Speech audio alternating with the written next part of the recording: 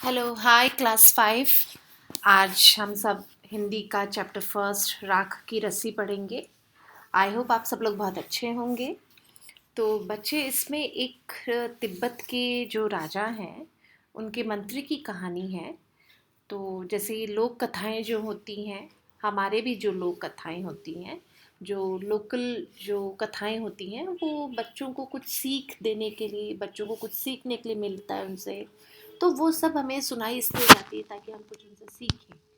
तो इसमें भी तिब्बत के एक जो राजा हैं, 32वें राजा, तो उनके मंत्री की कहानी है। मैं आप सबको चैप्टर रीड करके बताती हूँ।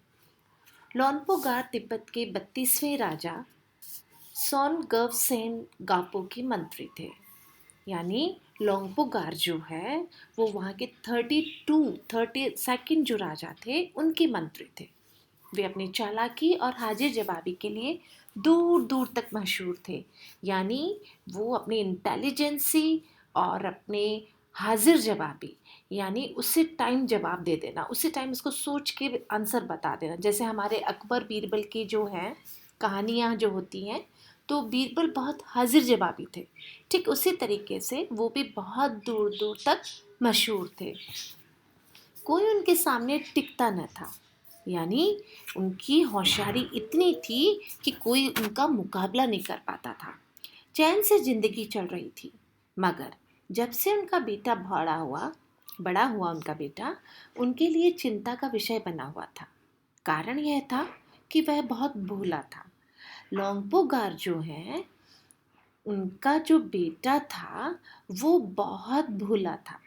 तो ये उनके लिए एक चिंता का विषय बन गया। वरिड, वो उस बच्चे के बारे में सोच के बहुत चिंतित रहते थे। क्यों? क्योंकि उनका बेटा जो है वो बहुत इनोसेंट था, बहुत भोला था।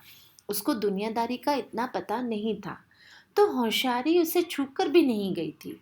यानी वो बच्चा जो है, लोंगपोगार मंत्री जी जो हैं, उनका बेटा थोड़ा सा भोला रह गया था।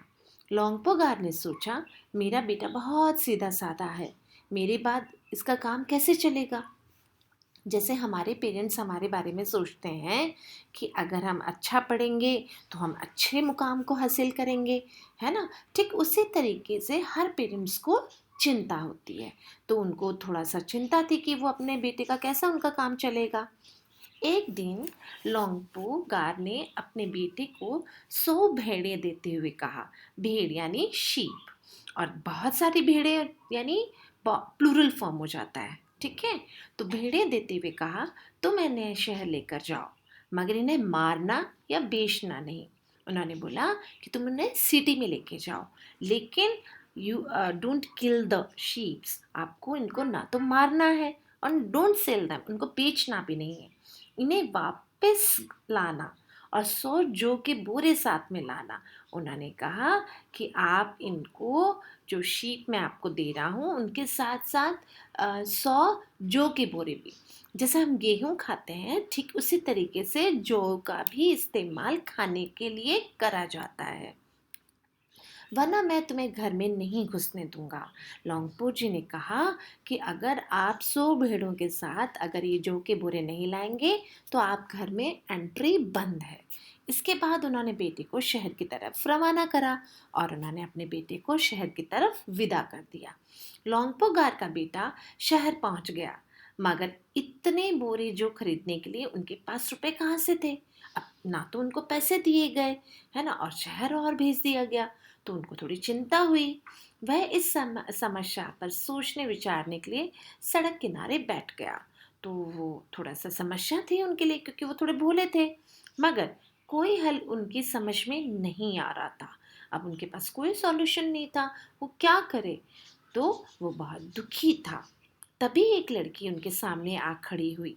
क्या बात है, तुम इतने दुखी क्यों हो। एक लड़की आई और उससे पूछा कि भाई आप इतने दुखी क्यों लग रहे हैं। लोंगपो गार के बेटे ने अपना हाल कह सुनाया और उन्होंने अपनी सारी बात सुना दी उनको।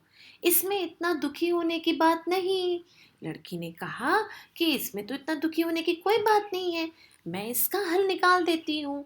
लड़की ने कहा कि मैं इसका हल निकाल देती हूँ। इतना कहकर लड़की ने भेड़ों के बाल उतारे और उन्हें बाजार में बेच दिया।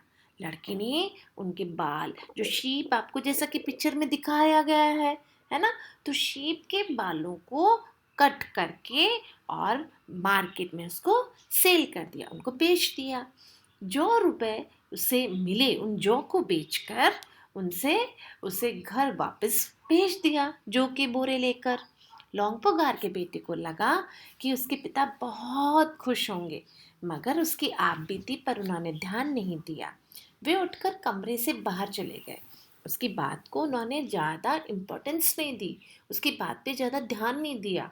वे उठ के कमरे से जैसे ही बाहर गए, दूसरे दिन उन्होंने अपने बेटे को बुलाकर कहा, पिछली बार भेड़ों के बाल उतार कर बेचना मुझे ज़रा भी पसंद नहीं आया। अब आप दोबारा इन्हीं भेड़ों को लेकर जाओ और इनके साथ जौ के 100 बोरे लेकर ही लौटना। इस बार फिर नाराज लौंगपोगार का बेटा शहर में उसी जगह जाके बैठ गया। न जाने उसे ये यकीन था कि वो लड़की उसकी मदद के लिए जरूर आएगी, और इस बार जो भी हुआ वह लड़की आई। उसने उसे अपनी मुश्किल कह सुनाई, उसने वापस अपनी बात उनको सुनाई।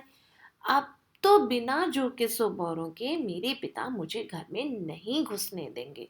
लड़की सोचकर बोली, एक तरीका है। उसने भेड़ों के सींग काट दिए। उसने उन्हें बेचकर जो भी पैसा मिला उनसे 100 बोरे खरीद के वापस लौंगपो के बेटे को घर भेज दिया। भेड़े और जौ के बोरे पिता के हवाले करते लौंगपो गार का बेटा खुश था। वापस लौंगपो पार जी के बेटा जो वापस गया तो वो बहुत खुश था। क्यों? क्योंकि वो 100 बोरे जौ के वापस लेके गए। उसकी विजयी भाव से सारी कहानियां सह सुनाई, और उसने सारी एकदम जैसे कि वो बहुत बड़े काम करके आया है, उसने उस तरीके से अपनी बात सुनाई। सुनकर लौंगपोगार बोले, इस लड़की से कहो हमें 9 हाथ लंबी राख की रस्सी बना कर दे। राख यानी ऐश। हम कोई भी चीज़ जब जलाते हैं उसका जब ऐश होता है उसको हिंदी में राख बोलते हैं। उनके बेटे ने लड़की के पास जाकर पिता का संदेश वापस दोहरा दिया। अब लड़की को ये शर्त रखी, लड़की ने एक शर्त रखी, मैं रस्सी बना तो दूंगी मगर तुम्हारे पिता को वह गले में पहननी होगी। लौंगपोगार ने सोचा, ऐसी रस्सी बनाना तो असंभव है। इसे लड़की की इस शर्त को मंजूर कर लिया। अगले दिन लड़की ने 9 हाथ लंबी रस्सी बना ली, यानी हमारा जो फुल हैंड है ना, स्पाम जो होता है, जैसे अपन 9 बिलान करते हैं, ठीक उसी तरीके से 9 हाथ जितनी लंबी रस्सी उसने बनाने के लिए अग्री हो गई।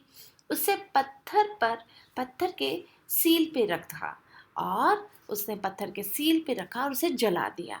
उसने 9 हाथ लंबी रस्सी को लिया बेटा, और सील बट्टा जिसपे पुराने ज़माने में चटनी पीसी जाती थी, पत्थर का एक वो टुकड़ा जिस पर कि चटनी पीसी जाती थी या कुछ भी मसाले पीसे जाते थे, उसे सिलबट्टा कहा जाता था। यानी पट्टी का टुकड़ा या कोई भी पत्थर का टुकड़ा, उस पे उसने 9 हाथ लंबी रस्सी ली और उसको रस्सी को बट्टे पे रख दिया और उसे जला दिया। रस्सी जल गई मगर रस्सी के आकार की राख बच गई। जब कोई भी चीज़ जलाई जाती है तो वो उसी फॉर्म में दिखती है। राख उसकी जिस तरीके से हमने रखा है उसी तरीके से उसकी राख बच गई।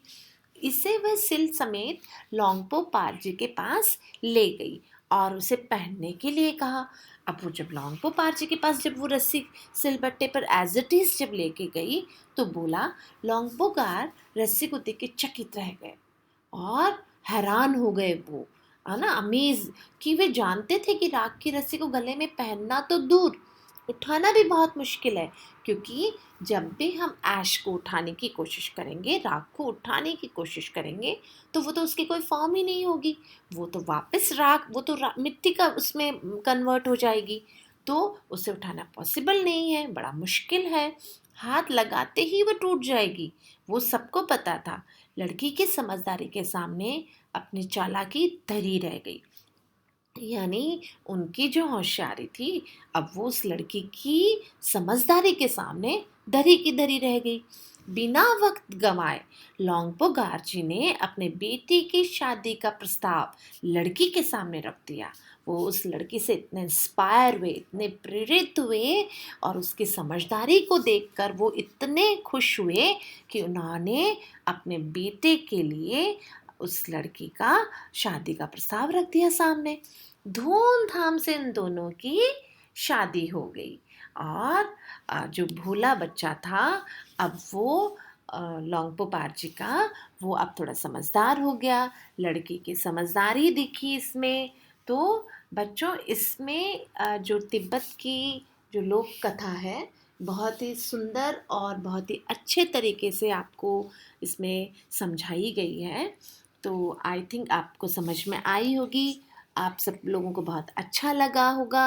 अगर आपको कुछ भी इसमें समझ में नहीं आता है आप कमेंट बॉक्स में लिखिए। आपको पसंद आता है लाइक और इसे सब्सक्राइब ज़रूर करें। थैंक यू, गुड डे, नमस्कार।